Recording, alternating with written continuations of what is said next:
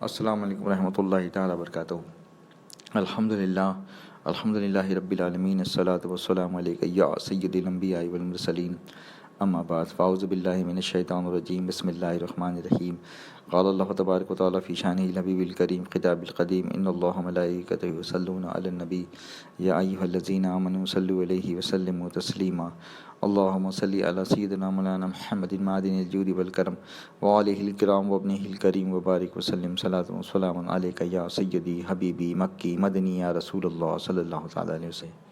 اللہ کی توفیق کے بغیر بندہ نہ تو ایک نیکی کر سکتا ہے اور نہ یہ گناہ سے بچ سکتا ہے، تو ہمیشہ یہ کوشش کریں کہ دعاؤں میں اللہ کی توفیق مانگے کہ اللہ تو ہمیں جماعت سے نماز پڑھنے والا بنا دے پروردگار، اللہ تو ہمیں نیک بنا دے پروردگار، اللہ ہمیں قضا نمازیں جو ہم سے باقی ہیں وہ ادا کرنے کی ہمیں توفیق دے دے، جو روزے ہم سے چھوٹے ہیں اللہ تو ہمیں وہ روزے ادا کرنے کی توفیق دے دے، اللہ ہمیں خوب نیکیاں کرنے والا بنا دے۔ ایسی دعائیں کرتے رہیں، اللہ کی توفیق کے بغیر کچھ ممکن نہیں، گناہوں سے بچتے رہیں، گناہوں سے بچیں گے تبھی نیکیوں کی طرف قدم بڑھیں گے۔ گناہوں میں اگر مبتلا رہیں گے تو اللہ تعالیٰ آپ سے دی ہوئی توفیق بھی چھین لے گا۔ آج کچھ چھوٹے سے عمل میں آپ کو بتاؤں جس سے آپ کی زندگی آسان ہو۔ سب سے پہلے تو روزانہ آپ 100 مرتبہ لا حول ولا قوت الا باللہ پڑھا کریں۔ حدیث شریف کا مفہوم ہے، ہمارے اور آپ کے آقا سرور کائنات جناب محمد رسول اللہ صلی اللہ تعالی وسلم یوں ارشاد فرماتے ہیں کہ جس نے دن بھر میں 100 مرتبہ یوں کہا لا حول ولا قوت الا باللہ، اللہ تعالیٰ اس کی 99 بیماری دور کر دیتا ہے۔ اس میں سب سے چھوٹی بیماری ہے رنج و غم۔ اللہ اکبر، ہمارے لیے تو سب سے بڑی بیماری رنج و غم ہے، تو صرف اتنا سا الفاظ کہنا ہے 100 مرتبہ، 1 سے 2 منٹ کا کام ہے، انشاءاللہ آپ 99 بیماری سے محفوظ ہو جائیں گے۔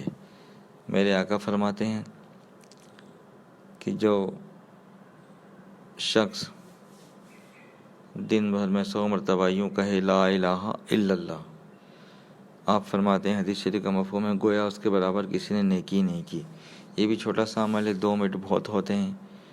لا الہ الا اللہ، لا الہ الا اللہ، یعنی اتنا 100 مرتبہ کہنے میں آپ کو اتنی نیکیاں ملیں گی کہ گویا آپ کے برابر کسی نے نیکی نہیں کی۔ جو 100 مرتبہ سے زیادہ پڑھے گا لا الہ الا اللہ وہی آپ سے آگے نکل سکتا ہے۔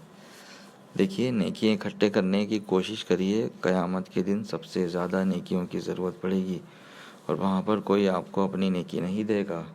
حتیٰ کہ سگی ماں جو آج دنیا میں آپ کے لیے تڑپ جاتی ہے، وہ سگی ماں بھی آپ کو ایک نیکی نہیں دے گی۔ وہ باپ جو آپ کے لیے رات دن ایک کر رہا ہے اور آپ کو پالنے اور آپ کو بڑا آدمی بنانے کے لیے جھوٹ سچ کرتا ہے، حلال حرام کی تمیز نہیں کرتا، دنیا میں اپنے آپ سے بے پناہ محبت کرتا ہے، وہ باپ بھی آپ کو وہاں پر ایک بھی نیکی نہیں دے گا۔ یہ روایتوں میں آتا ہے، میرے اعلیٰ حضرت اس کو یوں فرماتے ہیں کہ وہاں پہ پھر کون کام آئے گا جب ماں نہیں کام آئے گی اور باپ نہیں کام آئے گا، تو ماں اور باپ سے تو بڑا رشتہ ابھی کوئی ہے ہی نہیں۔ تو میرے اعلیٰ حضرت فرماتے ہیں میرے آقا سرور کائنات صلی اللہ تعالیٰ علیہ وسلم انشاءاللہ ہماری شفاعت کرائیں گے۔ تو سرکار فرماتے ہیں حدیث شریف کا مفہوم ہے میری شفاعت امت کے بڑے گناہ گاروں کے لیے۔ تو میرے اعلیٰ حضرت اس منظر کی نقاشی یوں کرتے ہیں، سبحان اللہ، ماں جب ایک لوتے کو چھوڑے، باپ جہاں بیٹے سے بھاگے، لطف وہاں فرماتے یہ ہیں۔ سبحان اللہ، سبحان اللہ، ماں جب ایک لوتے کو چھوڑے، لطف وہاں فرماتے ہیں، باپ جہاں بیٹے سے بھاگے، آ کہہ کے بلاتے یہ ہیں۔ سبحان اللہ، سبحان اللہ۔ تو کیوں نہ ہم ان سے رابطہ مضبوط کریں، کیوں نہ ہم ان سے محبت کریں، اور کیوں نہ ہم ان کے صدقے میں جہنم سے بچیں اور جنت کے مستحق ہوں۔ 2 چھوٹے عمل آپ کو بتائے، تیسرا عمل میں بتاتا ہوں۔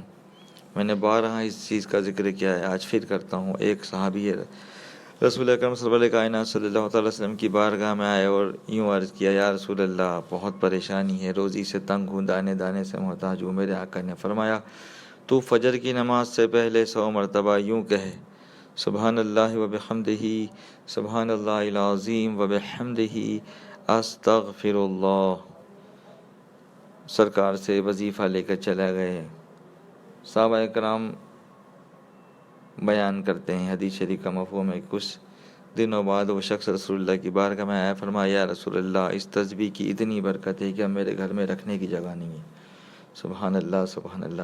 دیکھیے چھوٹی سی تسبیح اگر آپ فجر سے پہلے اٹھتے ہیں تو بڑے مبارکباد کے لائق ہیں آپ، اللہ کی توفیق ہے آپ کو۔